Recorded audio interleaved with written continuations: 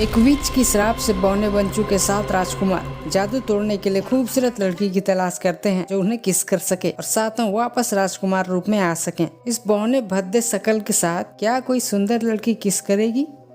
So viewers, शिवम्स vision के एक और मूवी एक्सप्लेन वीडियो में आपका स्वागत है। फैंटेसी मैजिक कॉमेडी से भरी एक animated movie red shoes and the seven dwarfs. Movie के स्टार्टिंग में हमें दिखाया जाता है राजकुमारों का एक समूह जिन्हें फियरलेस 7 कहा जाता है। मर्लिन, ऑथर, जैक, हैंस और 3 ट्रिपलेट पीनो, नोकी और कियो एक परी राजकुमारी को ड्रैगन से बचाते हैं। लेकिन जब वे उसका हरा चेहरा देखते हैं तो ये मान लेते हैं कि वह एक विच है और उस पर हमला कर देते हैं। सबको सबक सिखाने के लिए वो उन्हें श्राप दे देती है कि जब भी लोग उन्हें देखेंगे तो वे हरे बौने में बदल जाएंगे। अब गड़बड़ी तो हो गई, अब इसे छुटकारा कैसे पाया जाए? इसका एक ही तरीका है, दुनिया की सबसे खूबसूरत लड़की से किस लेना। 7 साल बाद राजा की मोटी लेकिन मजबूत बेटी राजकुमारी स्नो व्हाइट अपने परिवार के महल में लौटती है जहां उसकी सौतेली माँ रानी रेजिना ने शासन संभाला है। स्नो को महल में एक डायरी मिलती है जिसमें उसके पिता द्वारा बताया गया था कि उसने एक विच की खूबसूरती से मोहित होकर उससे शादी की, लेकिन उसने अपने जादुई पेड़ और मिरर की मदद से राज्य पर कब्जा कर लिया। एक दिन राजा रेजिना के भयानक रूप को देखकर घबरा जाता है और स्नो को एक सुरक्षित जगह पर भेज देता है। डायरी में एक चेतावनी भी लिखी रहती है कि वह पेड़ पर लटके सेब को न छुए और उन 7 बौनों को ढूंढे क्योंकि वही उसकी मदद कर सकते हैं। स्नो पेड़ पर 2 सेब लटके देखती है। उसी समय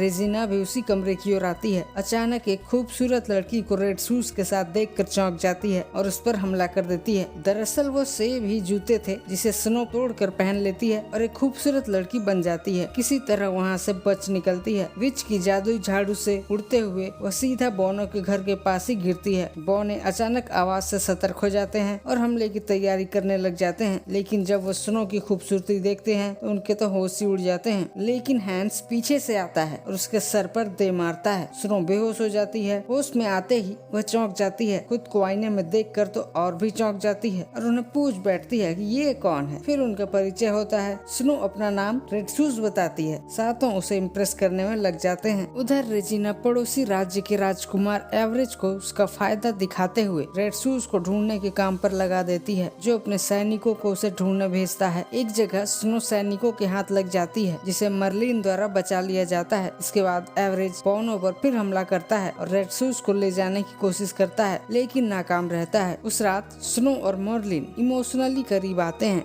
रेजिना एवरेज और उसके बॉडीगार्ड को एक जादुई सेब देती है और राक्षसों में बदल देती है। एक शाम स्नो और मर्लिन एक सुनसान जंगल में फंस जाते हैं और दोनों एक दूसरे को अपने असली रूप के बारे में समझाने की कोशिश करते हैं, लेकिन इसके बजाय दोनों एक दूसरे की भावनाओं को समझते हुए किस करते हैं। मर्लिन ये देखकर हैरान रह जाता है कि किसने उसके अभिशाप को वापस नहीं लिया, क्योंकि वह अब भी समझता है कि रेड सूसी वह सबसे खूबसूरत लड़की है। इसी बीच एवरेज और उसके सैनिक जो राक्षस बन चुके हैं उन पर हमला कर देते हैं। मर्लिन उनसे लड़ता हुआ एक नदी में गिर जाता है। रेड शूज ये देखकर सहन नहीं कर पाती और खुद भी उसे बचाने पानी में कूद जाती है। पानी के अंदर रेड शूज के शूज निकल जाते हैं जिससे वह असली रूप में आ जाती है। मर्लिन उसके असली रूप को देखकर काफी शर्मिंदा होता है, क्योंकि वह उसके सुंदर रूप को देखकर ही उसकी मदद करने के लिए आया रहता है। स्नो मर्लिन से सुलह करने की उम्मीद से जूते फिर से पहन लेती है। मर्लिन खुद ही अपने बौने रूप से बात करता है और यह महसूस करता है कि स्नो उसके बौने रूप को ही पसंद करती है और फिर वह उसकी मदद करने के लिए तैयार हो जाता है। जंगल में रेजिना खुद को मर्लिन के रूप में प्रकट करती है